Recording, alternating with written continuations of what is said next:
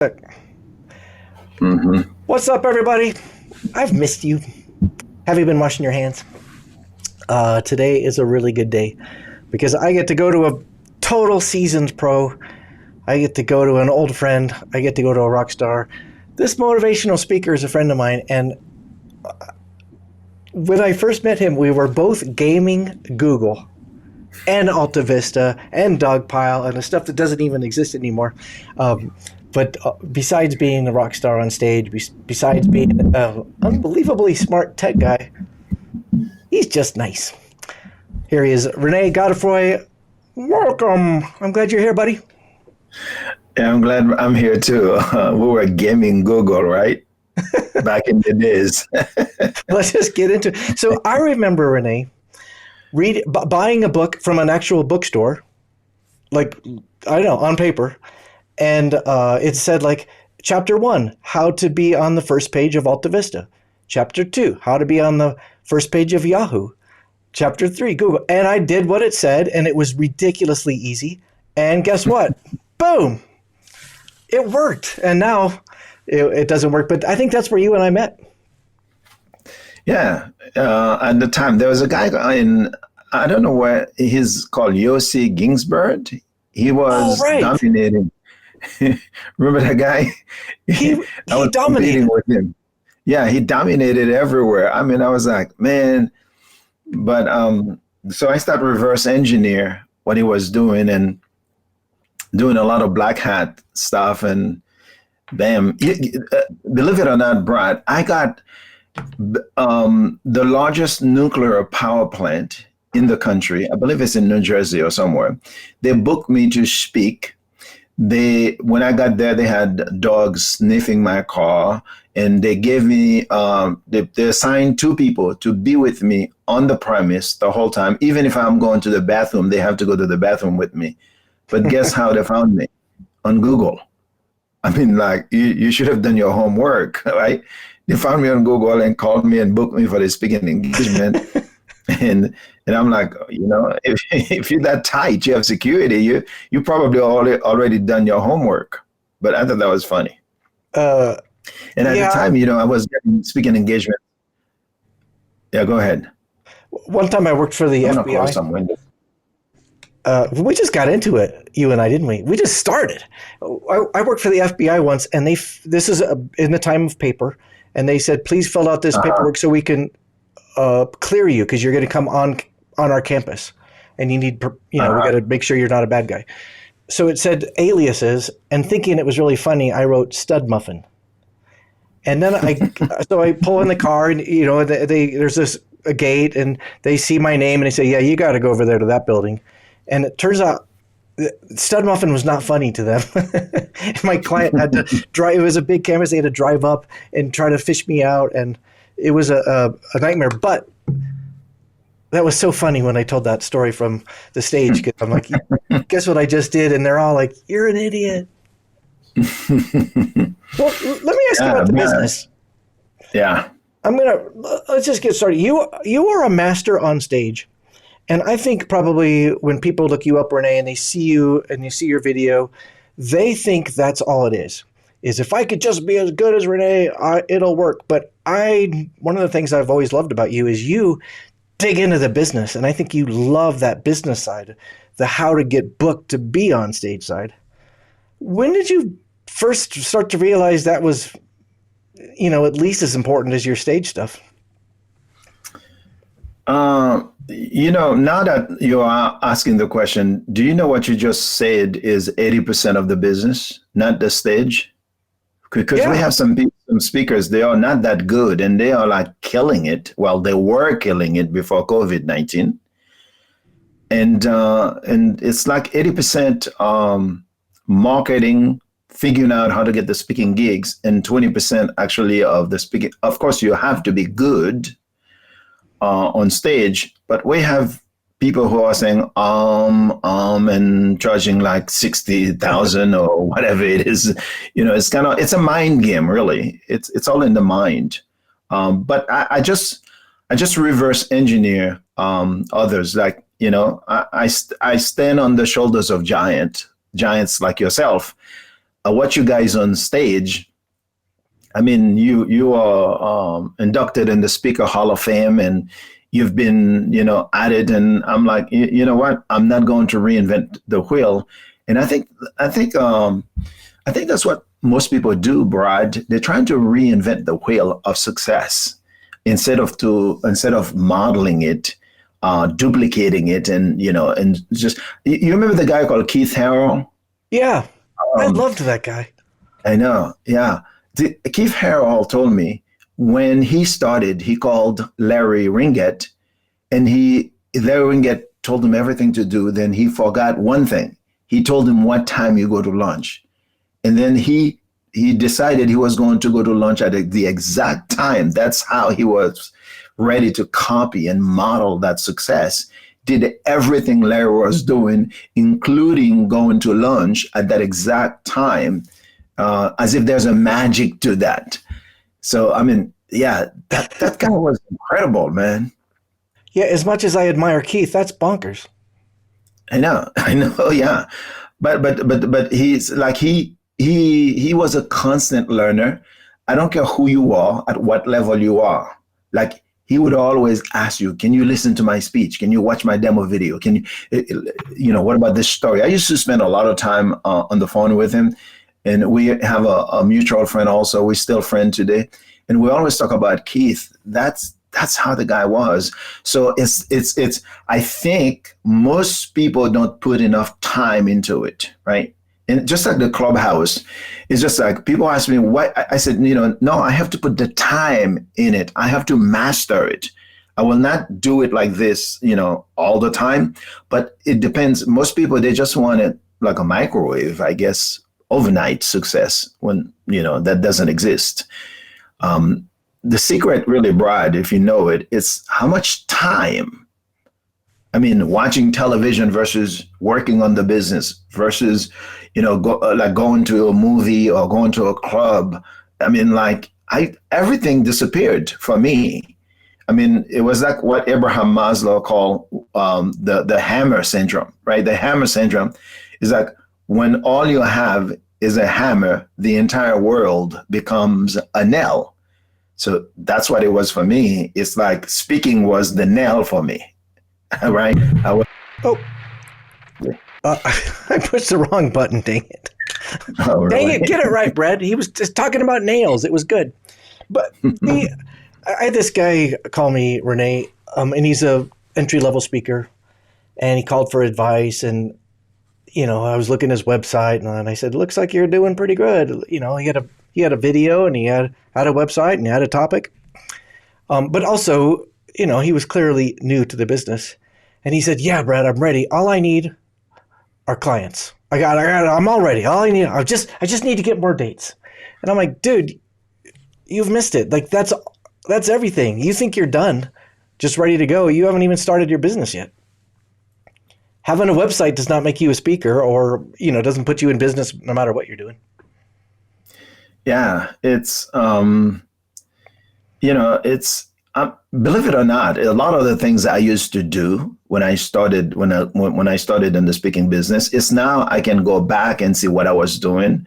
I guess I really didn't know what I was doing, but just like you say, most people think, yeah, you put a website up and, that's all it takes.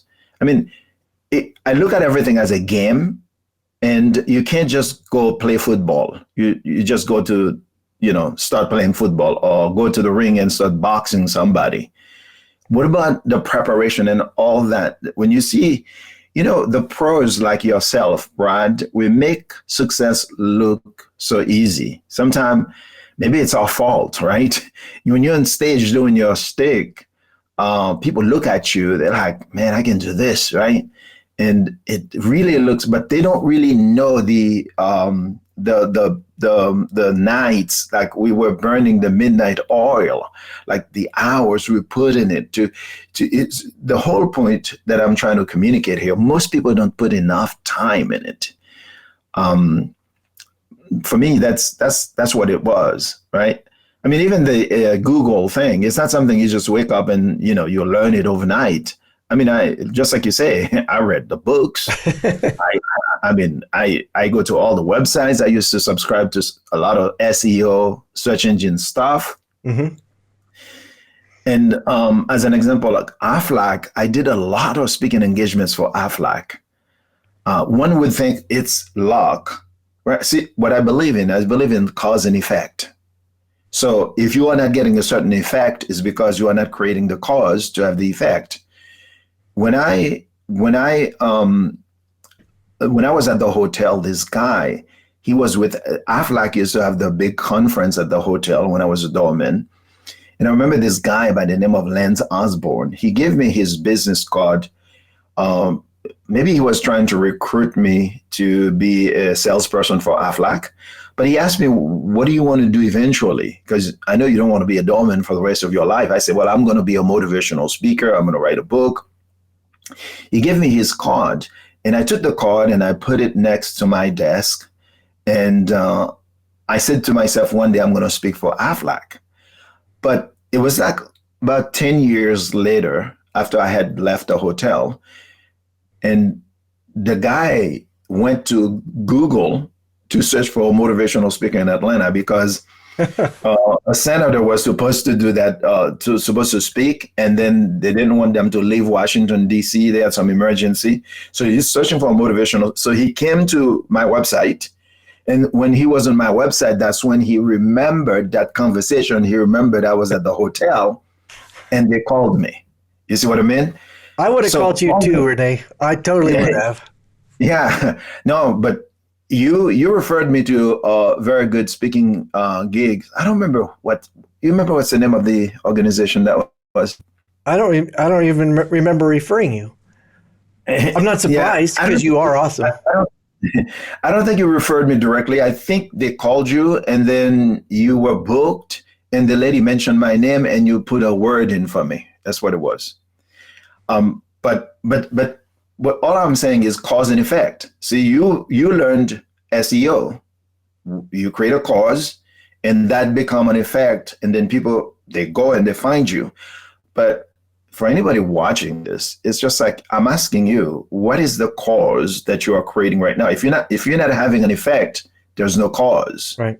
So if you pick up the phone, you call like 100 people, 50 people today, well, that's the cause that's going to create the effect to get the speaking engagement. Does that make sense, Brad? Yeah, I get it. I think though you're starting one step past where you need to start. Meaning, you're saying you got to do the work. But I think even before that, Rene, I think a lot of people get into a business, whether it's speaking, my background's entertainment, so entertainers, or honestly, almost anything where they theoretically work for themselves and they don't know they're in business. Meaning like, dude, we're not speakers, we're business owners.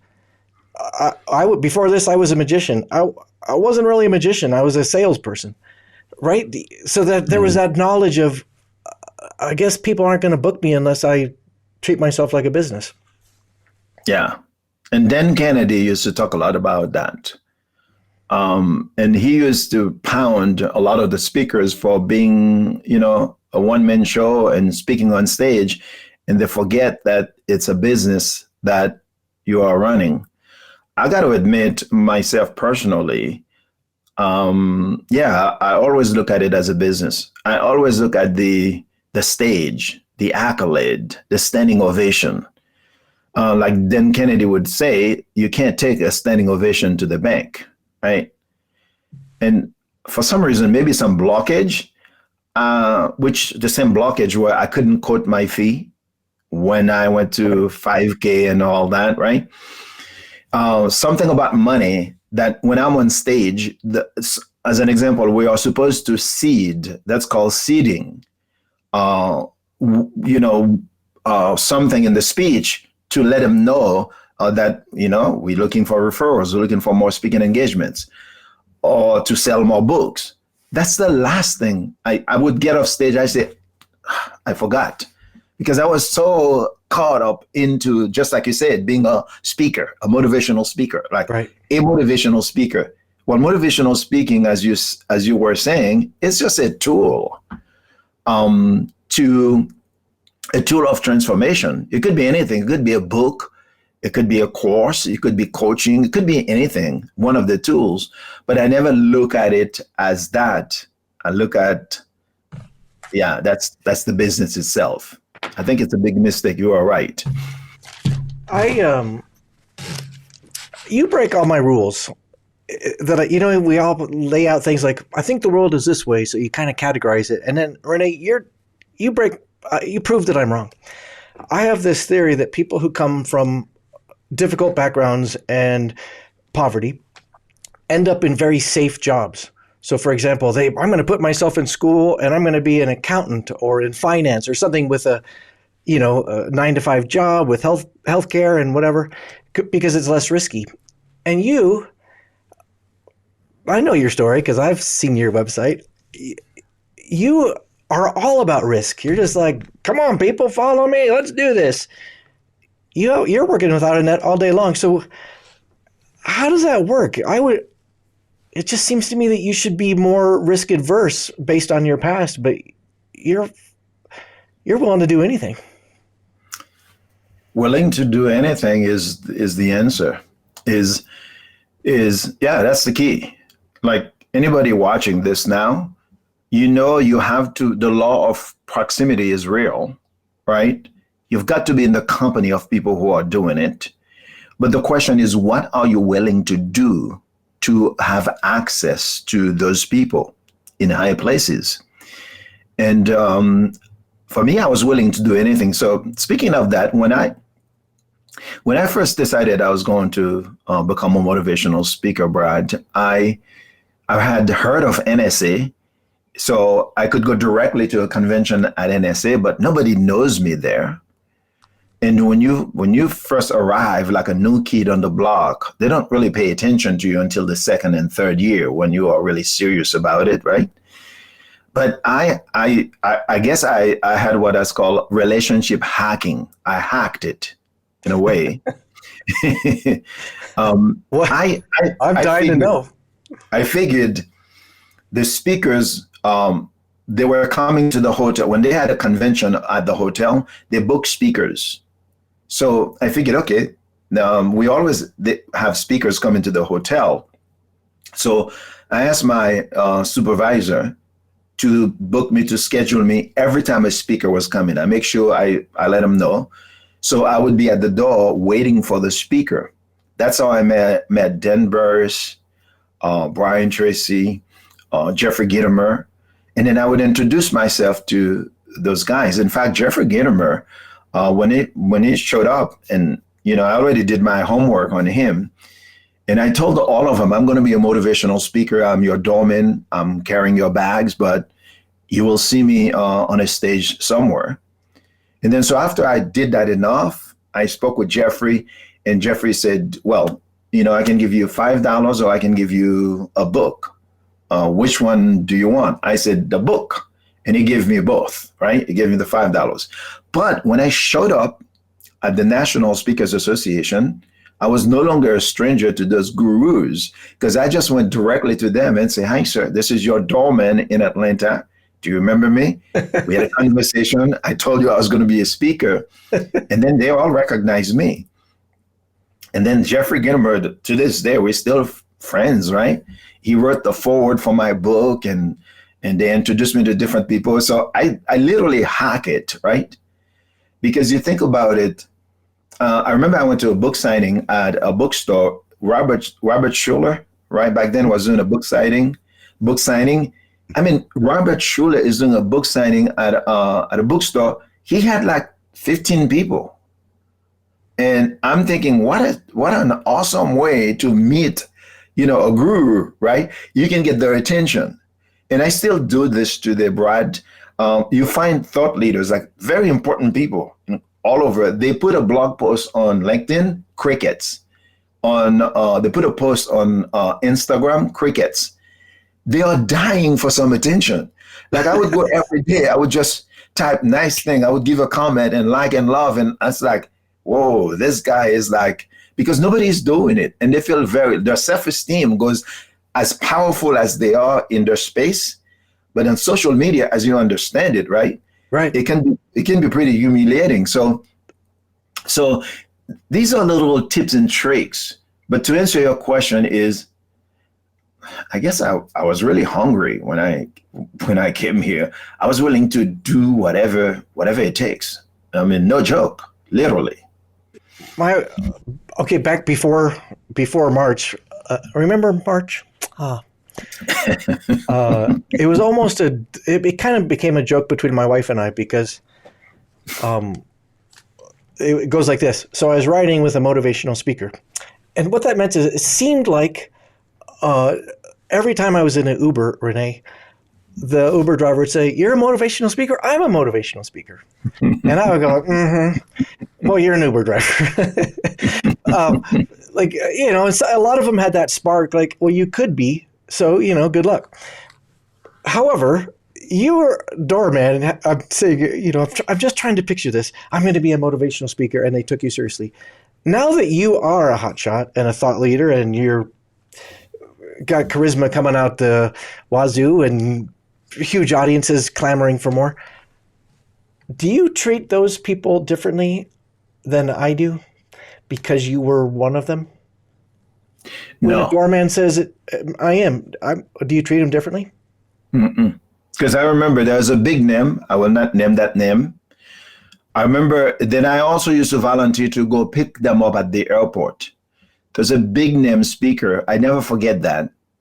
I went to pick him up because I knew of his name and everything. And I introduced myself. I said, I'm your driver. I just joined Toastmasters. I'm going to be a speaker. And he probably said 2 words to me. Then he got in the back of the car and he pulled his newspaper or whatever it is. He didn't say a word when I realized he didn't want to talk, right? So that's when I made the decision that when I am the guy in the backseat of the car, no, it's gonna be. I'm curious about people. I mean, I love to talk to people. Let me share this with you. There's a guy at the hotel. He was a sales trainer. And then when he got married, he did some kind of trade-off with the hotel. And they gave him like a limousine ride. And at the time I was driving the limousine. And, him and his wife, I spent the whole night driving him around in the limousine, the whole thing. So after that, he would come to the hotel, and they had a big motivational success something at the Galleria, which is connected to the hotel. And they would have all the big speakers and stuff. So, and I talked to the guy who was in charge of it, and I told the guy, hey, I'm going to be a speaker. How can I get tickets to go to this thing? He said, well, the director of marketing has a bunch of tickets. So I went to Walter Kiley and I told him, hey, how can I get some tickets to go to those events? And he gave me some. But that guy, I'm telling you, every time the guy comes to the hotel, I kept telling him that I'm going to be a motivational speaker. I'm going to be a motivational speaker. He would never hear me, what I'm saying to him. And then so some speaker canceled and they put him on the stage at that event. And I went to the event. Every time he sees me, he would go, ha, ha, ha, ha, ha. This is my chauffeur. He drove me on the day of my wedding. And all he could see is his chauffeur. I went to the Galleria, and by the way, he bombed, right? Because he was sweating bullets. And, and then he was with the audience. He was like, that's my chauffeur, right? It's just, but I kept telling him that I'm making my way. I'm going to be a speaker. He never heard me. One day I was on a guy called Glenn Beck. Have you heard of Glenn Beck? Yeah. I was on his show. So while Mark Victor Hansen did something in Atlanta, because I was already connected to Mark. And then so he came for speaking engagements, and I told him about, how I came to America, the whole $5 and the whole story. And then on Monday, he had me on his show. His producer called me talking about the American dream. Soon as I finished, I hung up the phone. That guy called me. You know what he said? He said, man, I never knew you were a speaker. I'm like, dude, I told you so many times. You could never hear me. You kept seeing me as the doorman, as the chauffeur who drove you around. And then immediately he said, let's go to lunch. Okay, I went to lunch with him. When I got there, he autographed 5 books.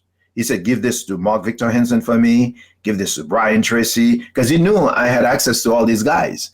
And I'm thinking, really? Seriously? I mean, seriously? I mean, yeah, but I told you that story because that's when I realized there's nothing I have, there's nothing I can do that anybody else watching this or listening to this that you cannot do. I mean, I'm no special. I'm not going to claim to be special. Now, I may become aware of what I can do, but you're not aware of it, but that doesn't mean you don't have it. And hopefully this conversation will make you aware that the moment you say you are going to do something and then you take action, providence moves along with you instantly, but you must take action, right? It's just like some people, they will not help you if you are at the bottom, but if you get up a little bit this high, they'll pick you up and help you. Does that make sense? Yeah. So Rene Godefroy, international keynote speaker, I call BS. I get it. You're saying I'm not unique. I've been able to achieve things that you too can achieve if you're willing to do the work. I think, though, you are special. And I find that to be a chasm between it's a problem that motivational speakers face is you are unique. You are able to have focus and grit and determination and somehow do things that really are difficult. And make a living as an example of that. But I still think there's some chasm to say, hey, you're just like me. Really, Rene, I think you're unusual. Let me say something like this. Well, in your case, it's not true because you are a Hall of Famer speaker, CPAE with all the ladders and all that, all the big stages. And let me tell you what that is worth. But when somebody says to you, you are special, it is the lower self that's using an excuse for them not to attempt to do what you do. So it's a cop-out, really. It's an excuse. When people say, well, like business owners would say, well, it works for him, but it wouldn't work for me. Mm-hmm. This guy is special, but, there's no way it's going to work for me. And we have that a lot. People looking at the people up there say, well, they're special. And some people say, well, he is an immigrant. When immigrants come to this country, they give him money, they help them. Well, I've never gotten anything from anybody. I've never collected unemployment checks, right? To go to the unemployment, never got anything. But somehow they have the idea if you're an immigrant, well, you have an edge, right? And, I'm thinking that don't make me special because the moment you make me special, you give yourself the permission to stay where you are. That's, I agree. That's just how I see it. Well, let's keep going, brother. I agree with you, but stick with me. When you meet entry-level speakers and they call you or write you, Rene, I want to be like you, I want to be a speaker. Sometimes you see speakers that you're like, you have something special. True or false? Yeah, I've heard that from Rosita Perez before. I went to her house, right? So she saw it, you're like, this guy's got it. Rosita Perez calls it the it factor. Her and her husband, Ray. They said, Rene, we meet, just like you said, we meet a lot of speakers. They come to us and we can tell they have it if they don't have it. That's what they told me back then. That was and they say, yeah, I know. And they say, you have it. But I don't know. But maybe so. If that's true, and I think it is for both of us, like the people who don't have it doesn't mean they're losers. It just means maybe their life is not meant to be on stage. I think what we're headed back towards is, see, I told you so. You are special. Not everyone has what you have. Just because I'm willing to do the work, I may not have it. Have you ever seen a total transformation? A person you see that, okay, what about, what's her name? Susan Boyle? You remember that her? Yeah. Nobody would think she has it. Nobody would think she has it. Like people in her life, I mean, she totally, completely, she blown away everybody because she doesn't look like she has it. So I don't know. I believe everything is mind. Everything in the universe is mind, nothing else. If you say you don't have it, you don't have it. If you can stand in front of the mirror and say you have it, right? I don't know, somehow you're going to show up on a stage. We've seen speakers. I mean, let me ask you, Brad, have you ever seen somebody like when you first met that person, you didn't think they were going to make it in the business? Have you ever had that before? Yeah. Yeah. I mean, who is to say, I mean, describe somebody? We don't know. We don't know. I believe as long as your mind is sane, you can think. You may not know how to play the game or the rules of the game yet, but if you can find somebody to show you or teach you the rules of the game, because I believe everything is a game and there are rules. And sometimes you get a few pieces of the puzzle and you think you can put the puzzle together, but you're still missing some, but you don't realize it because those pieces, they are invisible. And I'm not even talking about a motivational speaker. I know the rah-rah, if I do it, you can do it. I'm thinking a lot deeper than that. Yeah. Well, as much as I'm giving you grief, I'm right with you, brother. Well, because I feel very comfortable on a stage right now. I feel like I can tell you, I'll give me an audience, I'll be good. But I was appalling when I started. I started doing magic, and it was just appalling. And I do look back at those times, Rene, and think heavens I didn't know how bad I was, because I think I might have given up. But you just have to stick with it, and you get better. And then with hindsight, I realized, wow, that was really bad. But I needed to get through it. So as bad as I was, I turned out to be at least reasonable. Let me ask you, would you consider yourself an introvert? We just cut out a little bit. Say that again. Would I consider myself No, would you consider yourself an introvert or extrovert? I'm not a pure extrovert, but I am extroverted. How about you? Okay. I consider myself introvert. But I know how to bring the extrovert on me. Like when I'm on stage, I'm speaking, I'm getting all this and signing books and stuff. I just need to go back to the room and just be by myself. Mm. And sometimes I'm avoiding people. They don't see me in the lobby when I'm going to the gift shop. You know what I mean? And then you see their badges and you're like, oh, I gotta go. Yeah, it's like nobody would ever imagine. The reason I'm saying that, Brad, nobody would ever imagine in their right mind that me, extremely introverted from a background where my self-esteem was in the basement as a poor kid in Haiti in extreme poverty, right? Nobody would ever imagine that this would be this guy who is transformed to be on a stage, right? So if you look at the appearance for when you knew me when I was like 18, 19, 20, and then to see me there, you would make a complete mistake to think that this guy could be on a stage. I guess that's my point. If I call you a motivational speaker, I'm at least half right. Do you think, Rene, motivational speaker is a personality type, or is it just a job title?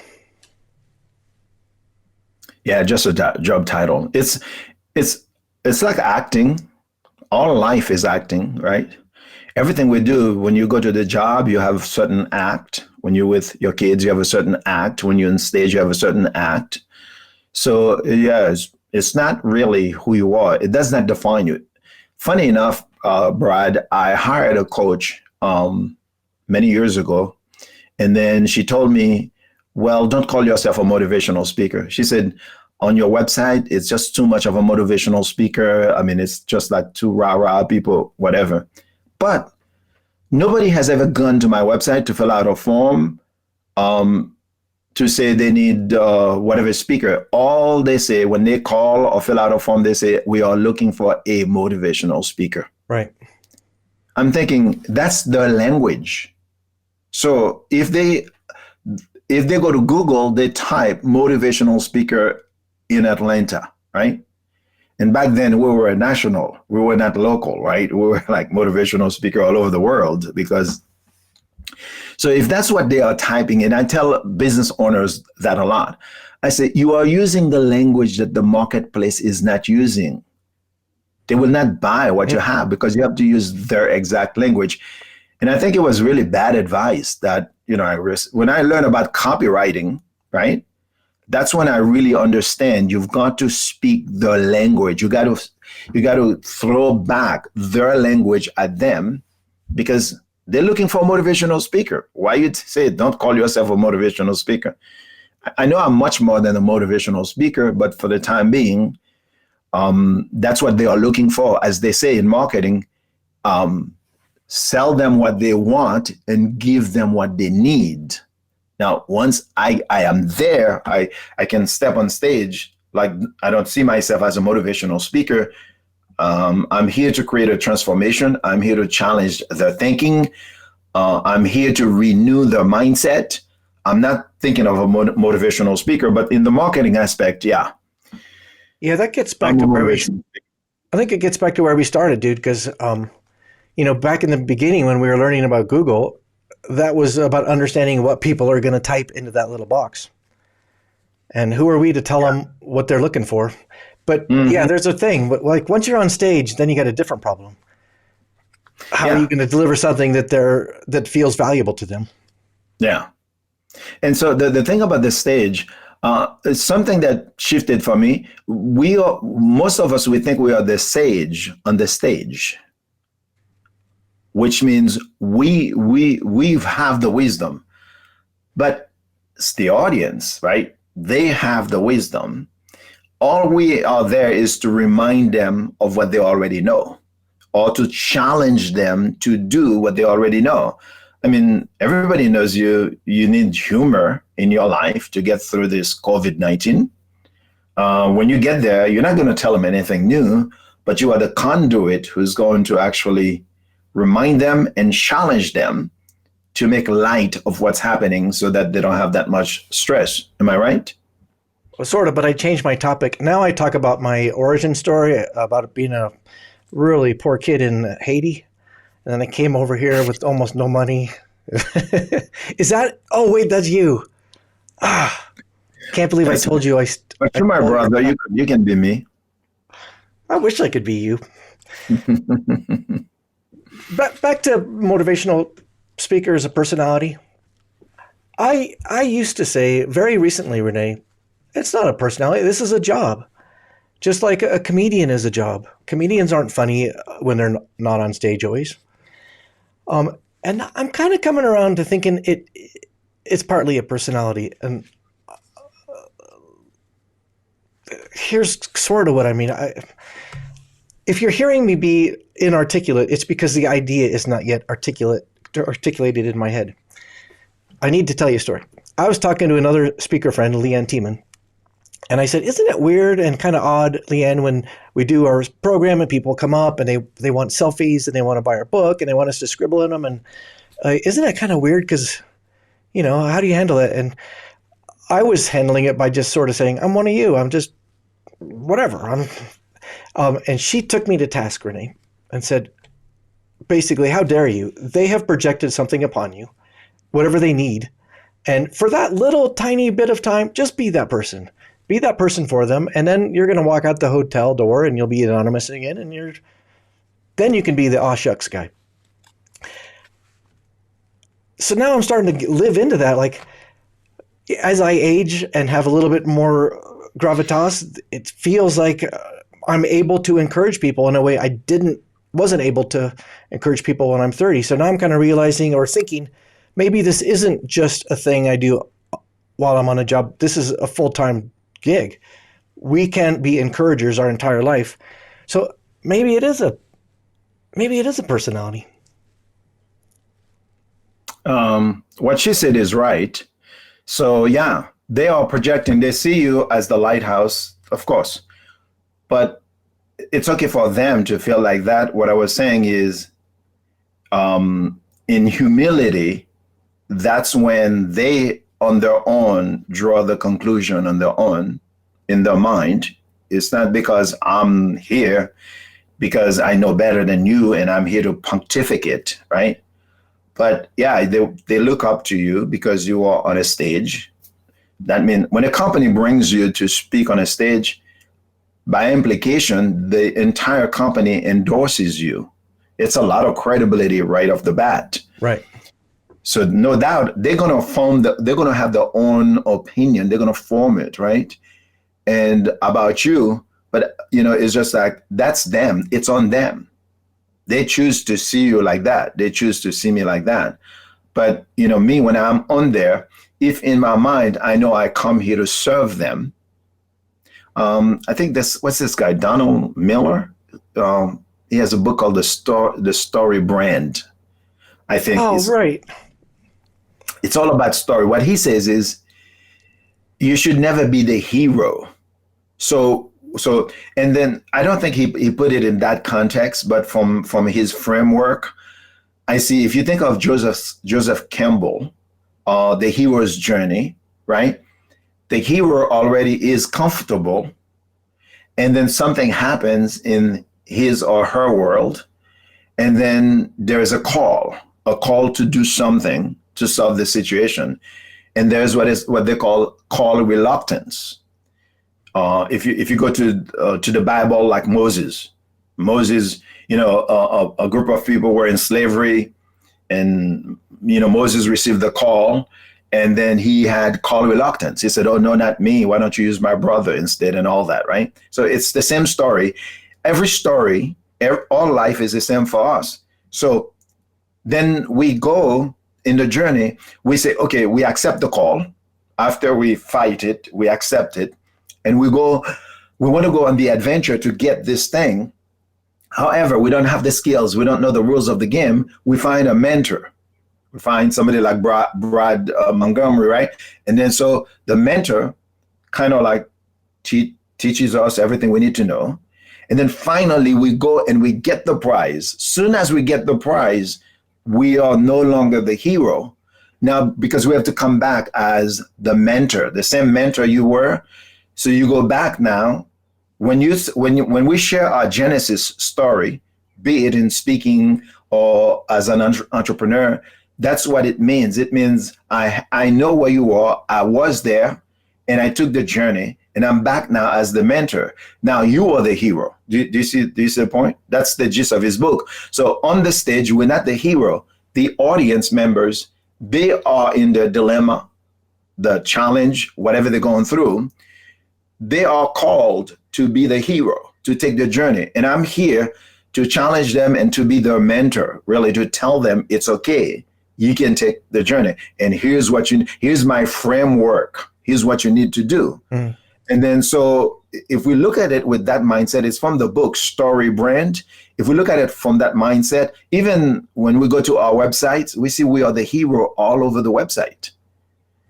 And you are different because I see your picture with a lot of audience members and people. You bring them on the website, on stage, you do a lot of interaction and stuff. But, and I went to my website, I said, wow, it's just me. Everything is me, me, me, me, me. Mm. I'm the hero. So that's the gist of the book. So they are the hero and we are the mentor for them. I'm going to go back 17 minutes. You said something intriguing. You said, for me, motivational speaking is just a tool. Mm-hmm. What? What do you mean? Tool to do what? People never buy a motivational speaker, even though that's what they say. We're looking for a motivational speaker, but they are not buying a motivational speaker. They, just like, I don't care if you sell water, a bottle of water. People don't buy a bottle of water. They are thirsty. They're buying something to quench the thirst. As far as they know, it could be anything as long as you quench the thirst, right? So the reason I say it's a tool is that's the tool we use to help them solve the challenge or the problem. It's like a framework we bring to them, but the motivational speaker in and of itself is just a tool. It's not who we are. I mean, there's no such thing as a motivational speaker anyway. So, I mean, we just using terms. That's all. I know that's true. It is a bizarre thing. All right. So can we talk a little bit about stage skills? When I see you on stage, I think this guy is so confident. And there's something intoxicating about confidence, whether it's a profession that is in front of audiences, or you're an accountant, or you're, a mid-level manager, or you work at the grocery store. Confident, we sense that, right? You have that. If you're coaching somebody who comes to you and they got the intellect and they're clever and they've got everything they need, but they're just missing that confidence, as I feel like I'm missing every other day, what do you tell them? Well, in coaching, I will not let them get away with that. Within 30 minutes, I have to give him the awareness that it's a story. Not being confident is a story. And you have to have a lot of stories to create that shy person, that introverted person, right? Right. I'm working with somebody who has social anxiety right now, but it is a story in her head. And the story can be not just now, it can be like, I think for her when she was like 6 or 7 years old or something. But I have to go dig deep and go way back there and realize that it's just a story. If we can demystify the myth and then get rid of the story for them, let me give you an example. The way I see coaching, at least that's how I see it for myself. Michelangelo, the world's greatest sculptor, artist and stuff, they were interviewing him one time about his genius. I mean, they wanted to know the Mona Lisa, the statue, the intricate details. They asked him, what is your genius to be able to carve a human being? Like, you look at it, it's scary. It does look like a human being. He replied, there's no genius involved. All I do, I see a boulder, a rock, large one, and I have the vision, I see that person inside of it. My job is to chip away all the unwanted parts and reveal the statue. In essence, in coaching, that's how they come to me. Social anxiety, low confidence, self-esteem, it's their essence. The statue is covered with all those stories. I just need to chip away all that they are not to reveal who they are. So yeah, that's it for me. Pick me. I'm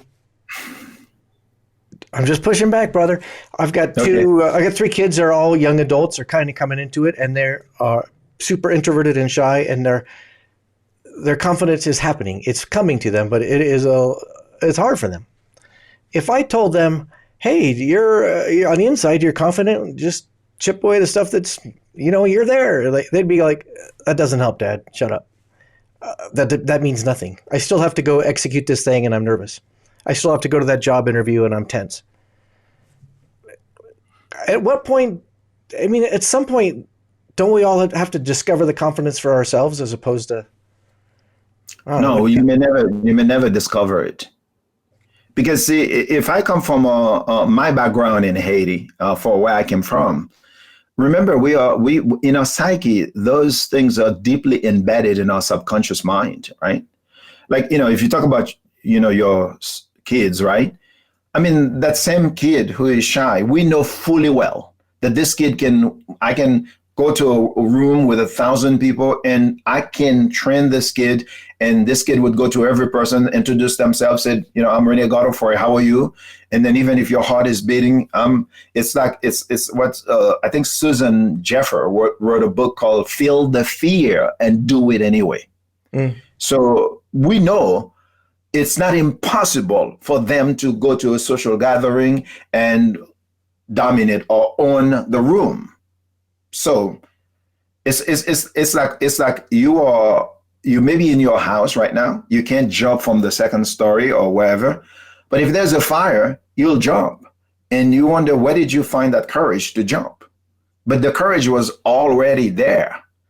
You just didn't have a coach or a movie or something to inspire you to step up into your real light.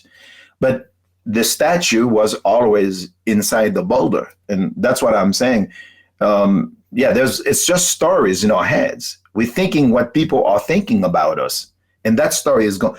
It's the same thing for you and I on stage. I mean, we're not totally fearless when we go on stage. There's still an element of something, right? Because they say if you don't feel it, you're dead, right? But we just feel the fear and do it anyway. I'm so curious though how some people have it and others don't. Meaning, I feel like I am very confident on stage, and yet I earned that. It was through repeated performances, hammering that nail. Mm-hmm.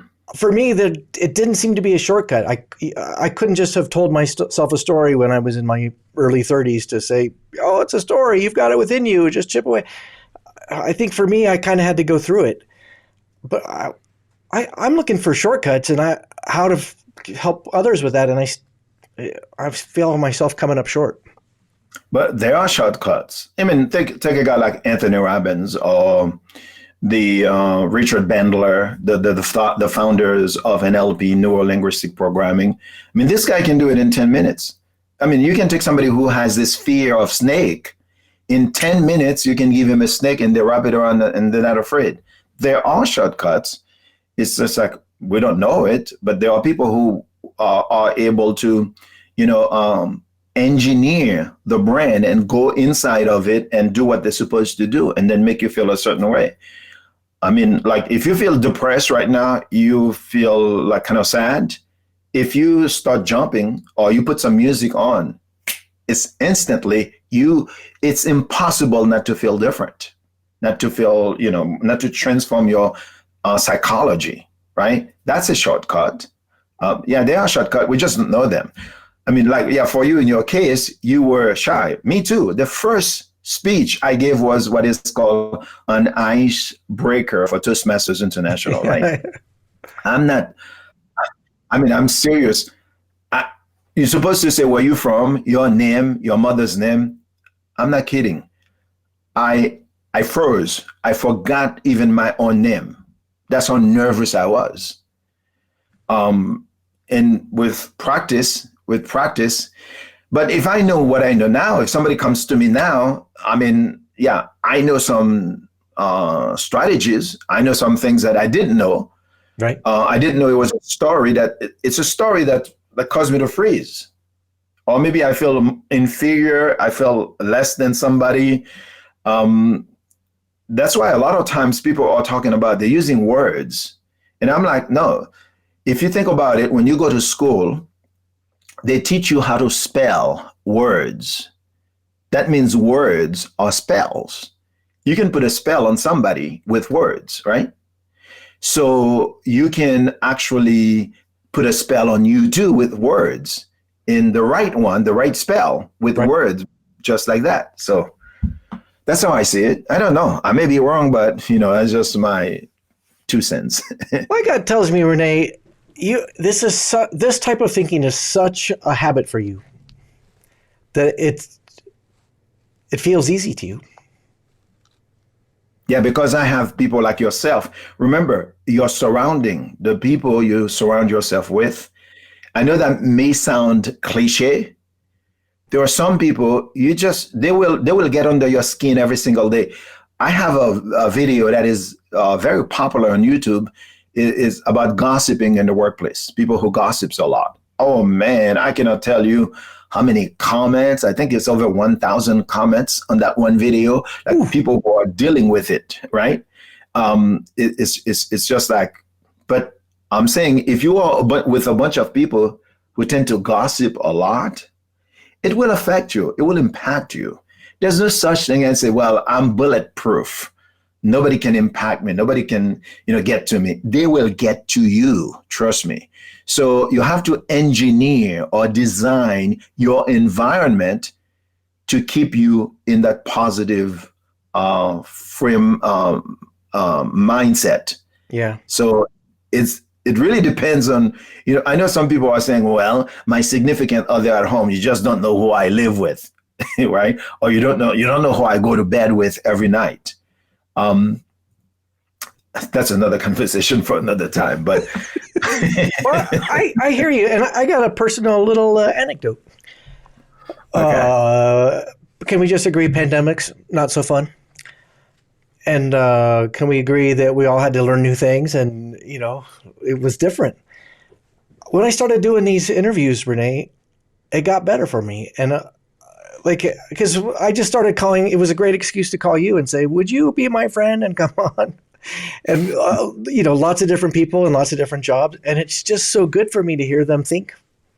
And it's exactly what you're talking about. When you surround yourself by people that inspire you and people that bring out the best in you, guess what? You get a little bit better. Yeah, I do. It's so funny you mentioned pandemic. I'm gonna say this to you with all honesty. 2020, the year of the pandemic, right? COVID, was actually the best year of my life ever. And it's not because I made money, because we didn't have speaking engagements. They canceled everything on the book, but it remains in history the best year ever in my life. A total transformation. I'm dying to know. A renewing of the mind where, like now, I can see, I don't care who is president. I will not let it affect me, cause my blood pressure to go up. I don't care if you say vaccine is this, they're doing this, or what do you call all those rumors? They are not going. See, my thing is, if I cannot do something to change it, if I cannot control it, I refuse to let it stress me out. Period. And I have my morning routine. I would wake up every day. I would listening to something positive. I would write the things that I'm grateful for. Gratitude is something that activates a certain chemical in your body to start your day, to be the things you're grateful for. Yeah. First of all, just to be in the United States of America, I'm just so grateful for. So I've got my routine and all that. It's just like I'm just every day I'm excited, I'm happy. And please don't come with your story. I don't watch television, period. You say, did you watch the inauguration? No, that's soap opera. I don't want to be involved in that. Because what they feed us is all we see, but there is so much more. Here's my saying, Brad. There's so much more about what you know that you don't know. But you take what you know and let it create stress in your life. So yeah, that's why 2020 was my best year ever. I kind of needed to hear that. What was it like in March when you and I had the same experience? People started calling and emailing saying, "Oh, yeah, that gig is over." Did it just bounced off you then, or did you even have a little dip of your mood, right? Your morale, or were you just like, nope, no problem? Yeah, no. I mean, the most painful part of it is when you have to give them the money, the deposit. Right? Because, they didn't know when they wanted the deposit. But no, at that time I was already meditating, right? But you have to realize there's a difference between me and you guys, right? I mean, this is a guy who grew up without electricity. Like, I can cook food without electricity now, as we're speaking. I have enough wood in the backyard where I can, when 1999, when they were talking about Y2K, yeah, and people were so afraid, I was not afraid because I didn't have electricity. I was born Y2K ready, right? So I mean, I love that. I've seen some speakers, their lifestyle, the way they live, right? And some people don't know suffering. They don't know too much about suffering. I have suffered tremendously. I know about hunger. I know about poverty. I know about sleeping with rats and roaches. So it takes a lot to break me to because I lose one speaking or this year without speaking. I know how to readjust. I'm very agile. Is that the word? Yeah. I'm very flexible. I think this pandemic was good for me for a different reason. I came up, I had electricity as a kid. No rats, no mice, no bugs. Two parents who were married, no violence, no trauma, no enough money to whatever. And I think that's why this pandemic just hit me hard, because everything has been fairly easy. And now if things start to bubble up and I'm starting to, at some point I kind of got over it. It was good for me because I've been hired, Rene, to go talk to audiences about dealing with change gracefully. And then the pandemic came and it hit me in the guts. And so it's about, and really I came out of it by thinking, oh, maybe, Brad, you should start doing the stuff you tell your audiences. And I'm embarrassed to tell you there was a lag between the trauma and the time I kind of realized maybe it's up to you, Brad. So in that way, I think it has been good for me because you become somebody you are not, right? Look at you doing live, you do an interview. You are forced to do the things that we should have been doing a long time ago that we were not doing, right? And look, by the way, what you just mentioned about, it's kind of embarrassing because you see the gap. You are talking about change and here you are, fighting this change, right? But isn't it what life is about? I mean, when you go to the hospital, most of the doctors need a doctor more than the patients. They are sick, blood pressure, they are pills. And so most of the gurus, the preachers we see on stage, I mean, we have our issues too, but in spite of our issues, we go out there and then try to pick somebody up because you see, if I know I got to speak about it, just like you, it took you an instant to make that shift. Hey, I talk about change. I can't really resist this change. I have to find a way to embrace it so I can share the story. That fast for you. And there are people who still out in the dump, depressed because of COVID. I mean, literally they are frozen, right? Yeah. Because of COVID-19. But that's the difference between us and most people. We bounce back so fast. Yeah, it is true that I think of myself to be a little bit more chirpy than most, and a little bit more upbeat than most, and a little bit more positive than most. That's my resting space is a little bit. I kind of lucked out in that personality type, but also I feel like it's important to acknowledge that things are difficult because it is hard. And so for those people who are saying I have not made that switch yet, I'm still working on it. I also think it's important to acknowledge that yeah, it sucks. You can do it, but it's hard. But here's what I say all the time. All the time I say that. It is totally impossible to feel down, to be depressed, and be grateful at the same time. If you focus on what you have left, if you look at your life, your health, your kids, their health, your family, just looking at that, if you want to focus and have gratitude just for the things you have, $100 now is a fortune for somebody in my village, right? I know it's hard for a lot of people. They don't have that to compare it with, but I'm telling you, if you can wake up, like sometimes I would go and put $40, $50 gasoline in my car. I don't even think about it. And I have to say, whoa, wait a minute now. That's $50? That's a lot of money to a poor kid in my village right now. So gratitude is, in essence, the key. I mean, in spite of what you lost, in spite of what I lost, we still have so much to be thankful to be grateful for. I mean, our health, one thing is, yeah. You should be a motivational speaker. I think you've been very gracious with your time. Before I ask you the closing question about hope, I wonder, are you a workaholic? You have dropped the names of more books during this call than I have not read all those books. I know you're cranking. You were telling me about another project you're working on, and I know you're working. I mean, that's a lot of time. Are you a workaholic? Yeah. I don't even know what workaholic means, really. I mean, that means you work a lot, but we're always, I mean, to some degree, we are always working.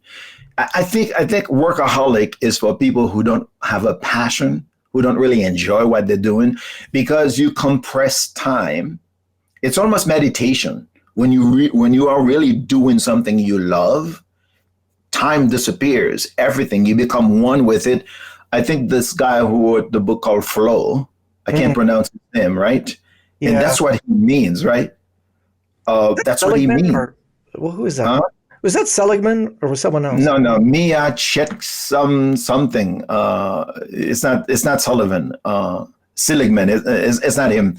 I can't pronounce his name. It's some kind of name that's weird to pronounce, but it's called Flow. But workaholic is for people who are not working in flow. They are, I mean, they're just working just for the money, right? Just working because I've got to make this happen for the money. But if it's something you enjoy, I mean, the things, your superpower, the things that you really enjoy.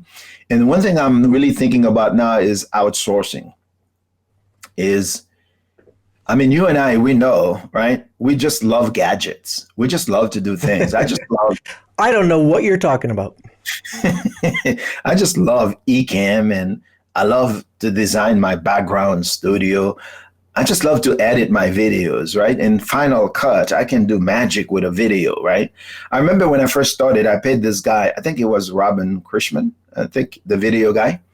I paid his company like about 10 grand to do a 10 minutes video, right? It's like $1,000 per minute, right. I believe. But today, you and I know with a Mac, right, with Final Cut, and then we can really do this thing like in no time.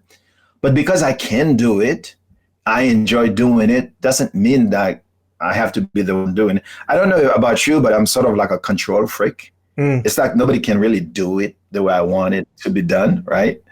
The website is just like, yeah, I want to be able to go and log in and change this one thing here, move this one thing here. I use that theme called DV theme by Elegant Themes and stuff. Yeah. And it's like, it's terrific. Is that the one you use? I use another one by Elegant Themes called Enfold, but same thing. Oh, same thing, yes. And so I just love the way I can do it, but to try to explain it to somebody to do it can be, I mean, have you ever hired somebody outsourced to do something for you and it's just like, Like, and you end up spending so much time trying to describe what you want. You're like, I should have just learned the damn thing. No. Yeah. But we need to Rene, are you still building 100% of your websites? Yeah. I mean, it was already, it's done. It's a matter of changing the things. Now, what I'm going to do is move everything to a funnel. Because now it's all a funnel, right? Even on my Instagram, I'm going to get a domain that, when they click, they lead to the funnel to get the free discovery coaching session and then move them down to the funnel.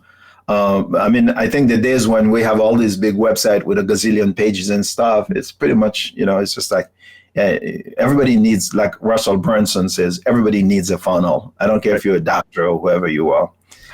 But I do all my stuff, man. Back in the day, I did it all. And I consider myself now like the general contractor for my website. I am deeply involved. But also, I just did it again last year when I put up the most recent version. It came like this, Rene. I realized, well, this page doesn't quite match that page. And people, I don't think most people noticed, but it wasn't quite right. And then this page, that didn't quite match. And I finally just said, no, I need a designer who knows what I need it all to match. Mm-hmm. So I definitely have been using people. But yeah, I agree with you, and I need to hire 3 people. If we really want to do the business, I mean, forget the speaking aspect of it, because remember, the speaking is just a tool. There are so many other tools, like the course creation. Like, there's nothing that we can teach on the stage. We cannot create a framework to create modules and to put it behind a membership or somewhere to sell it, which is evergreen, 24/7 in a funnel. So yeah, I'm thinking like, yeah, I need somebody to do all the video editing for me. I need a social media person to do all the posting. I can create the content, I can create the video, but you don't realize when you create one video for YouTube, people just think you just put the video. I mean, you got to shoot that thing, and you got to make sure your lighting is good. There's so many things that it takes like a whole team to do to shoot one video.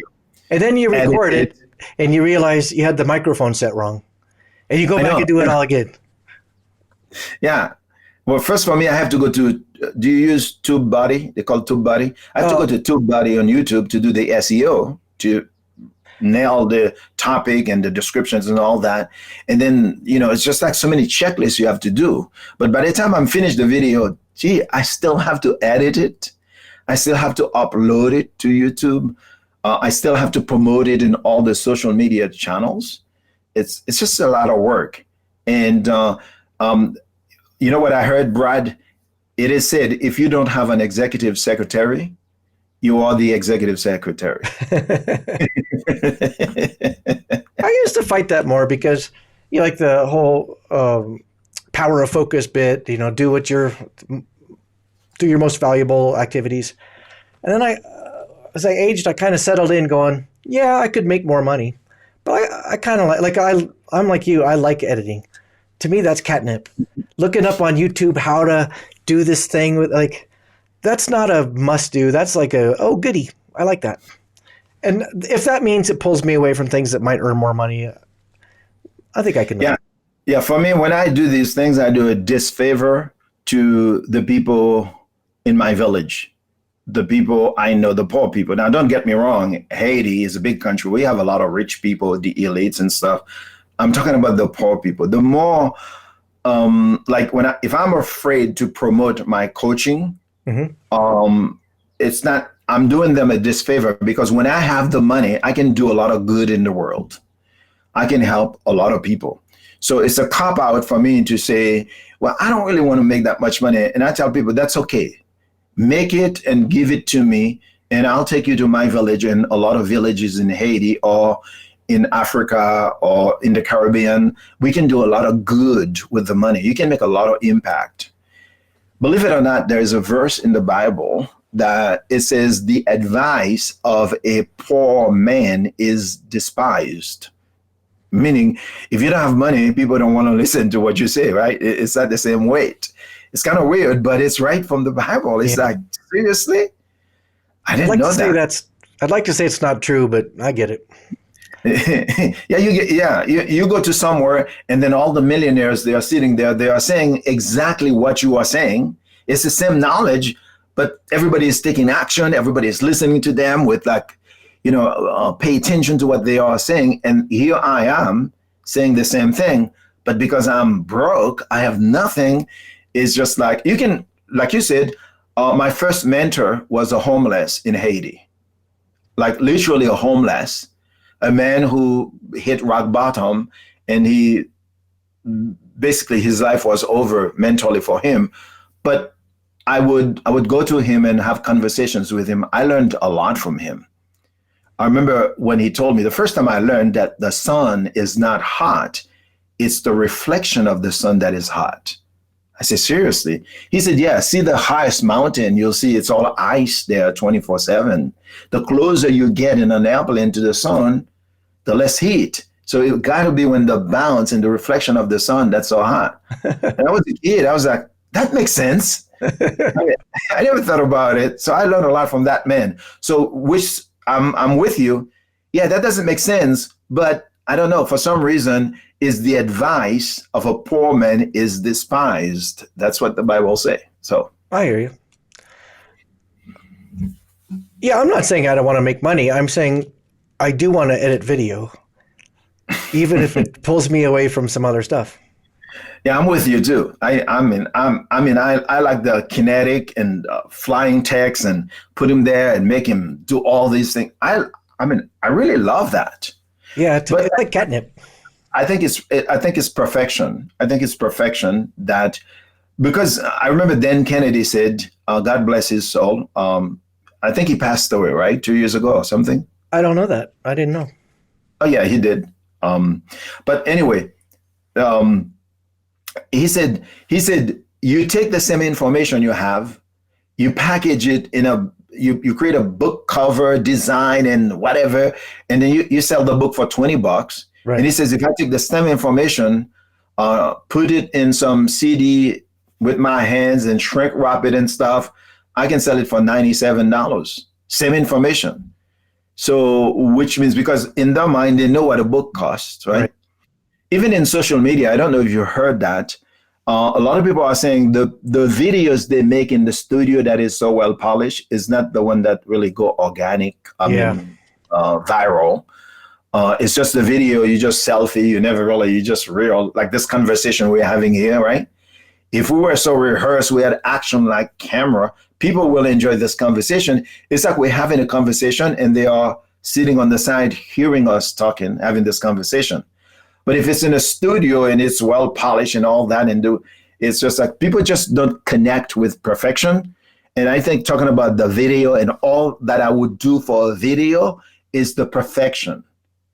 Because at the end of the day, that's not what they connect with, the perfection.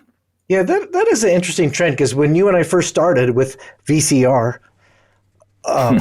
it was all about trying to make a slick video. And now we're seeing what YouTube is. YouTube is a word, right? It's not YouTube enough. We got to bring it down. Yeah, and they use influencers, YouTube influencers, right? I never really did. I was never consistent on YouTube. That's a problem because I really never really cracked the code for social media until now. I'm really understanding social media. I think I have 8,000 subscribers or something on YouTube, but it would have been more if I were more consistent, creating more videos. 8,000 that is not easy to get 8,000, my friend. Mm-hmm. 8,000 is a ton on YouTube. Well, yeah, but I mean, I've been on YouTube. I was on YouTube before Google bought it. So that's why my username is a fake one. It's Glimo. It's youtube.com/Glimo because I didn't trust these people to give him my real name back then. Before Google bought it. Because my guess, you and I were putting up stuff on YouTube about the same time. Probably, yeah. Oh, I'm going to wrap this up, but all right. Did I say thank you? Gosh, I'm so glad. No, thank you. Because you're the man. It's an honor for me to share, I guess, the stage right now, right?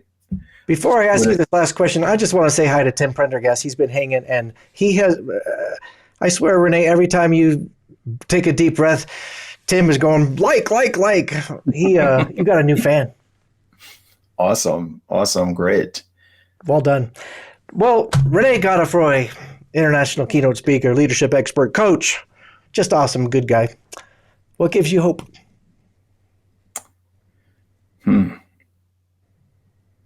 What gives me hope is I'm living in the United States of America. I don't know. We've never had a problem that we cannot resolve or find a solution for. So I'm confident we're going to bounce back. This thing will be behind us one day. So the hope that I have is in the minds of the scientists, the researchers, the great people of this great nation, working 24/7, even when we are asleep, to find a solution. So that gives me hope. And that should be hope for everybody. That's working for me.